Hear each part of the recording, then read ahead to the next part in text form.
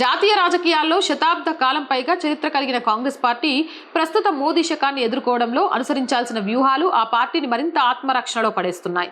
ప్రధాని నరేంద్ర మోదీ అనుసరిస్తున్న రాజకీయ ఎత్తుగడలను ధీటుగా ఎదుర్కోవడంలో కాంగ్రెస్ పార్టీ పూర్తిగా విఫలమవుతుంది.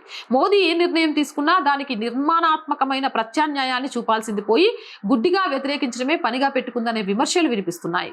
మోదీ పరిపాలనపై చర్చించకుండా కేవలం ఆయనను వ్యక్తిగతంగా టార్గెట్ చేయడం వల్ల ప్రజల్లో కాంగ్రెస్ పట్ల ప్రతికూలత పెరుగుతోంది. గతంలో మౌత్కా సౌదాగర్ నుంచి మొన్నటి చౌకీదార్ చోర్హై వరకు ఇప్పుడు ప్రధానిని టెర్రరిస్ట్ అంటూ సంబోధించే స్థాయికి కాంగ్రెస్ నేతలు దిగజారడం ఆ పార్టీకే నష్టం చేకూరుస్తుంది. ఒక దేశ ప్రధానిని అప్రజాస్వామిక పదజాలంతో దూషించిన ప్రతిసారి మోదీ దానిని అస్త్రంగా మార్చుకొని ప్రజాక్షేత్రంలో సానుభూతి పొందుతున్నారు. కాంగ్రెస్ ఉక్రోషం నుంచి పుట్టుకొస్తున్న ఇటువంటి వ్యాఖ్యలు రాహుల్ గాంధీ, ఖర్గే నాయకత్వాన్ని మరింత బలహీనంగా చూపిస్తున్నాయి. జాతీయ భావాలు బలంగా ఉన్న ఈ రోజుల్లో ప్రధానిని ఉగ్రవాదితో పోల్చడం సామాన్య ఓటర్లకు మింగుడు పట్టం లేదు. కాంగ్రెస్ పార్టీ ప్రస్తుతం ఏ సిద్ధాంతంపై నడుస్తుంది, ఏ వర్గాల కోసం పోరాడుతుంది అనే విషయంలో ప్రజలకే కాదు ఆ పార్టీ శ్రేణులకు కూడా స్పష్టత లేదు.